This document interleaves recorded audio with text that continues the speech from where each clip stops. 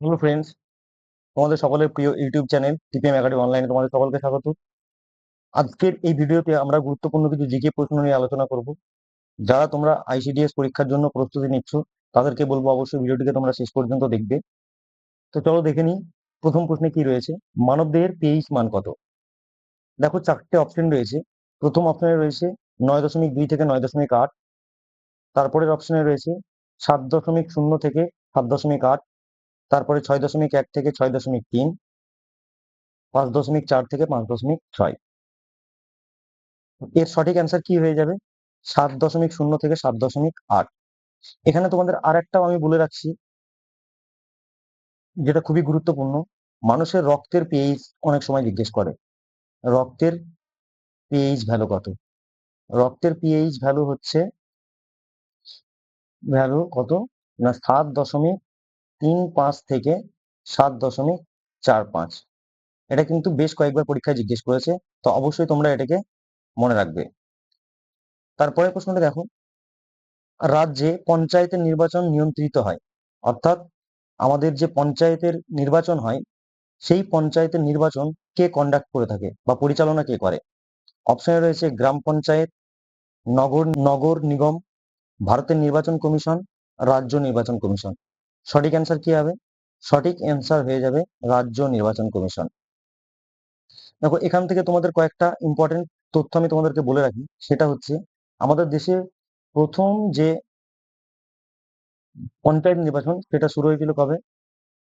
2 October 1959 সালে। এবং কোথায় হয়েছিল?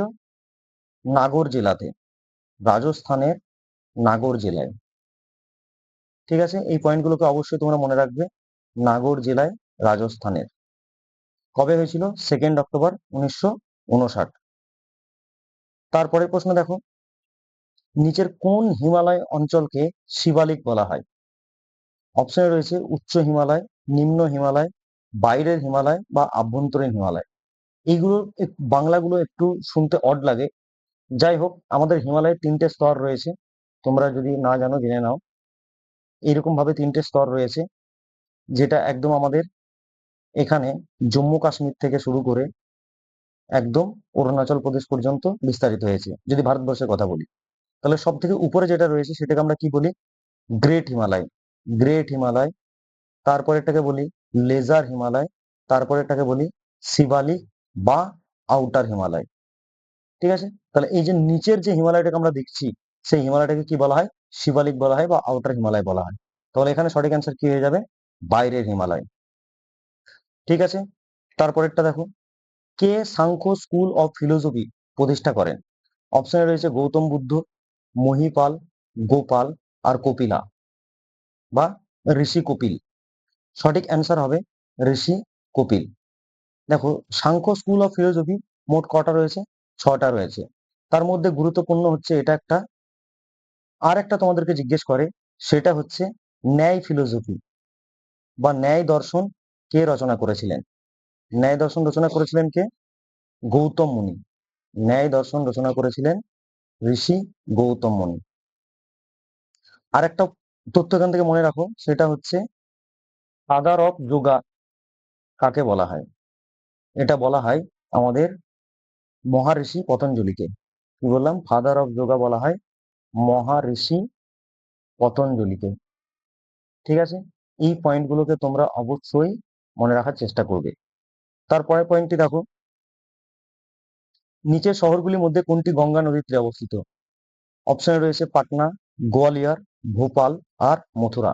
সঠিক অ্যান্সার কি হবে? পাটনা। পাটনা শহরটি গঙ্গা নদীর তীরে অবস্থিত। তারপরে প্রশ্নটি দেখো, নিচের কোনটি প্রোটোজোয়া ঘটিত রোগ? অপশনে রয়েছে ক্যান্সার, টাইফয়েড, কালাজ্বর, জলবসন্ত। সঠিক অ্যান্সার কি হবে? কালাজ্বর। তো কালাজ্বর হচ্ছে প্রোটোজোয়া ঘটিত রোগ। এর সঙ্গে আর একটা বলে রাখি, সেটা হচ্ছে ম্যালেরিয়া। ম্যালেরিয়াও কিন্তু আমাদের প্রোটোজোয়া ঘটিত রোগ। এছাড়াও হয় জিয়ারডিয়া। জিয়ারডিয়াও হচ্ছে প্রোটোজোয়া ঘটিত রোগ। ঠিক আছে, তারপরে প্রশ্নটি দেখো, মানুষের খাদ্যের পরিপাক খাদ্যনালী কোন অংশে শুরু হয়? দেখো, এই প্রশ্নের অ্যান্সার বলার আগে আমি তোমাদেরকে একটা কথা বলে রাখি, সেটা হচ্ছে যে আমাদের যে অ্যাপ রয়েছে সেখানে আমরা আইসিডিএস ওয়ার্কার এবং আইসিডিএস হেল্পার যে পোস্টের জন্য পরীক্ষা হবে সেই সমস্ত ক্যান্ডিডেটদের জন্য আমরা একটি অনলাইন ক্লাসের ব্যবস্থা করেছি। অনলাইন ক্লাস হবে। যারা তোমরা অনলাইন ক্লাসে যোগ দিতে চাও, নিচের ডেসক্রিপশন বক্সে আমাদের লিঙ্ক দেওয়া রয়েছে, বা তোমরা প্লে স্টোরে গিয়ে যদি সার্চ করো TPM academy online, TPM academy online, সেখানেও তোমরা আমাদের অ্যাপটিকে পেয়ে যাবে। সেখানে গিয়ে অ্যাপটি ডাউনলোড করে নেবে এবং ফ্রিতে রেজিস্ট্রেশন হবে। তো যদি তোমরা এই কোর্সে ভর্তি হতে চাও তাহলে অবশ্যই রেজিস্ট্রেশন শুরু করিয়ে নাও, কেননা তোমাদের ভোটের জন্য এতদিন ঝামেলা ছিল। যখনই নোটিফিকেশন হবে, নোটিফিকেশনের জন্য ওয়েট করে না থেকে তোমরা এখন থেকে পড়াশোনা শুরু করো। এবং এই কোর্সটা ভ্যালিডিটি তোমরা পাবে 6 মাসের। টোটাল কোর্সের ভ্যালিডিটি পাবে 6 মাসের। ঠিক আছে, এই 6 মাসের মধ্যে তোমাদের কোর্স কমপ্লিট হয়ে যাবে। এই কোর্সে প্রত্যেকটা সাবজেক্ট চ্যাপ্টার অনুযায়ী তোমাদেরকে করানো হবে এবং প্রত্যেক চ্যাপ্টারের শেষে তোমাদের মক টেস্ট নেওয়া হবে। এছাড়া তোমাদের যে সিলেবাস রয়েছে সেই সিলেবাসের উপর ভিত্তি করে কিন্তু ক্লাসগুলো হবে। তো কোর্সের ফিজ বা কোর্সের ডিটেলস সম্পর্কে যদি জানতে হয় তাহলে এই নাম্বারে তোমরা ফোন করবে অথবা এই নাম্বারে হোয়াটসঅ্যাপ করবে, বা আমাদের অ্যাপে গেলেও তোমরা দেখতে পাবে যে কোর্সের ফিজ কত রাখা হয়েছে। যাই হোক, এখানে অপশনগুলো দেখে নাও এবার। যকৃৎ, কিডনি, মুখ আর দেহদ্রন্ত। তো আমরা জানি আমরা যখন প্রথম খাবার খাই সেটা প্রথমে কোনটা দিয়ে খাই? মুখ দিয়ে খাই। তো মুখে খাবার ভরার পরে আমরা কি করি? সেই খাবারটাকে দাঁত দাঁতে করে ব্রেক করি ও ভাঙি। ঠিক আছে, তাহলে আমাদের যে খাদ্যের যে পরিপাক বা হজমের যে সিস্টেম সেটা প্রথম কোথা থেকে শুরু হয়? মুখ থেকেই শুরু হয়। তাহলে এখানে সঠিক অ্যান্সারটা কি হবে? মুখ হবে। তারপরে দেখো, পৃথিবীর 3টি কেন্দ্রীভূত স্তরের নিচের স্তরটির নাম কি?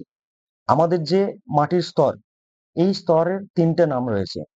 একটা হচ্ছে প্রথম যেটা, সেটা হচ্ছে আর্থক্রাস্ট, আর একটা হচ্ছে ম্যান্টেল, আর একটা হচ্ছে কোর। এই 3টে আমাদের কি রয়েছে? মাটির ভাগ রয়েছে। তো এখানে জিজ্ঞেস করেছে কি নিচের স্তরটির নাম কি? দেখো, এখানে যে অপশন গুলো দেওয়া রয়েছে সেটা সঠিক অ্যান্সার হবে SiMa, সীমা। অর্থাৎ সিলিকনের SI আর ম্যাগনেসিয়ামের Ma, এই দুটো নাম নিয়ে কি করা হয়েছে? রাখা হয়েছে সীমা। তো যদি তোমাকে জিজ্ঞেস করে নিচের স্তরটি কি দিয়ে গঠিত বা কোন পাথর দিয়ে গঠিত বা কোন ধাতু দিয়ে গঠিত, সেই ক্ষেত্রে তোমাদের কি হবে? সিলিকন আর ম্যাগনেসিয়াম। ঠিক আছে, তারপরেরটা দেখো, নিচের ভিটামিনের মধ্যে কোনটি জলে দ্রবণীয়?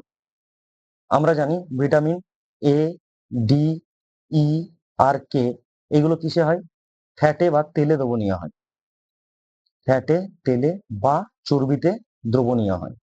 আর ভিটামিন বি আর সি দুটো কি হয়? জলে দ্রবণীয় হয়। তো এখানে অপশনে কি কি রয়েছে দেখে নাও। অ্যাকচুয়ালি বি মিনস এখানে বি কমপ্লেক্স। ঠিক আছে, ভিটামিন বি কমপ্লেক্স, বি এর যতগুলো ভাগ আছে সবগুলো এর মধ্যে পড়ে যাবে। তো সঠিক অ্যান্সার কি হবে? Vitamin B. তারপরে প্রশ্নটি দেখো, নিম্নলিখিতগুলির মধ্যে কে সিদ্ধান্ত নেয় যে একটি পৃথক বিল অর্থ বিল কিনা? অর্থাৎ আমাদের পার্লামেন্টে যখন কোনো বিল উত্থাপন করা হয় এবং যিনি উত্থাপন করেন তিনি যদি দাবি করেন যে সেই বিলটা অর্থ বিল এবং সেটা নিয়ে যদি কখনো সমস্যা দেখা দেয়, তাহলে তার জন্য সার্টিফাইড কে করবেন যে সেই বিলটা অর্থ বিল নাকি সাধারণ বিল? অপশনে কি কি রয়েছে? প্রধানমন্ত্রী, রাষ্ট্রপতি, লোকসভার সদস্য আর লোকসভার স্পিকার। তো সঠিক অ্যান্সার হবে লোকসভার স্পিকার।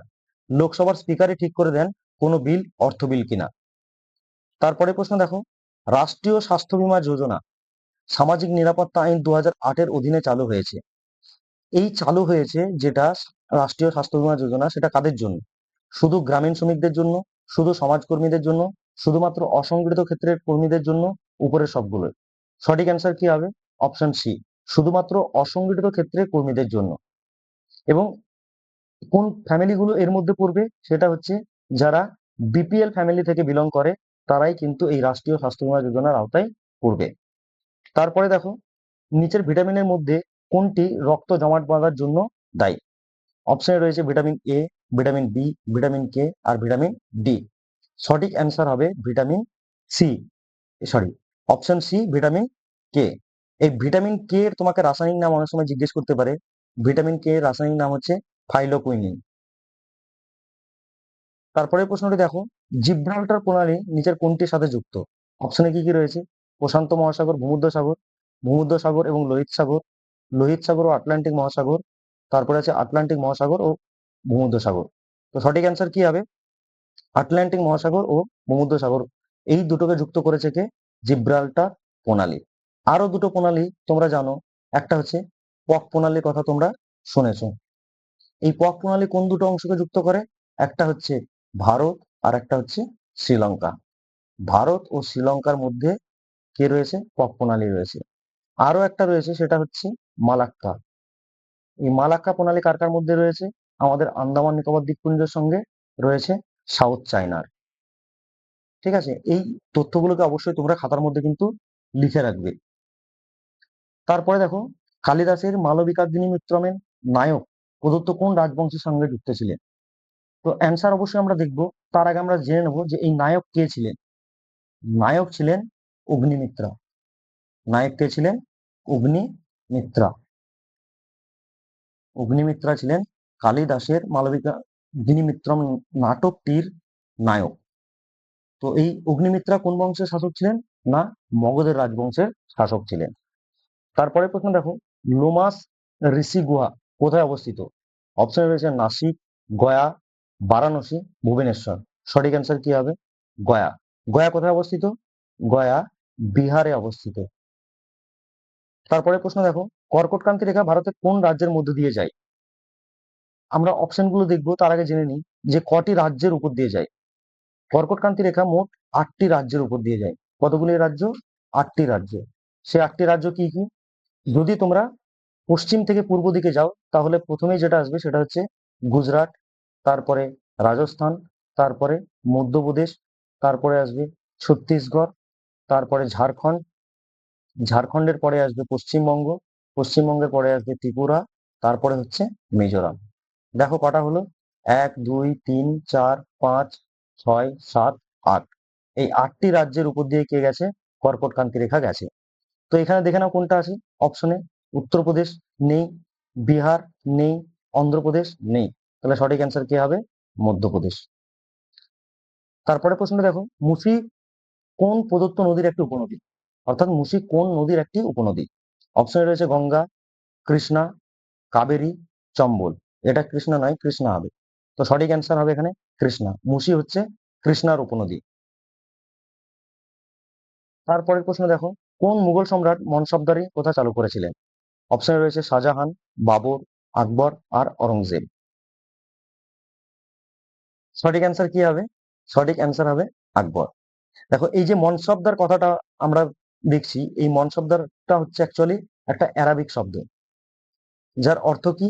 যার অর্থ হচ্ছে র্যাঙ্ক। র্যাঙ্ক বা পজিশনও বলতে পারো। র্যাঙ্ক বা পজিশন, অর্থাৎ কোনো একজন অফিসার কোন র্যাঙ্কে বিলং করবেন সেটা ঠিক করতো কে? এই মনসবদার দ্বারা। তারপরে প্রশ্নে কি রয়েছে? নিচের কোনটি স্কেলার রাশি?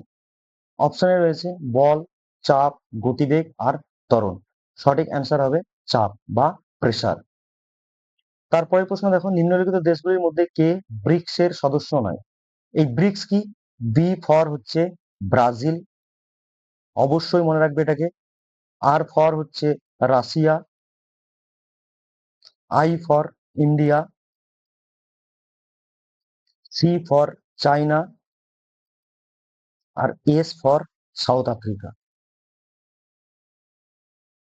ঠিক আছে, তো ব্রিক্স এর পুরো নাম কি? অনেক সময় তোমাকে জিজ্ঞেস করতে পারে। ব্রাজিল, রাশিয়া, ইন্ডিয়া, চায়না আর সাউথ আফ্রিকা। ব্রিক্স গঠিত হয়েছিল কবে? 2009 সালে। ব্রিক্স এর হেডকোয়ার্টার কোথায় রয়েছে?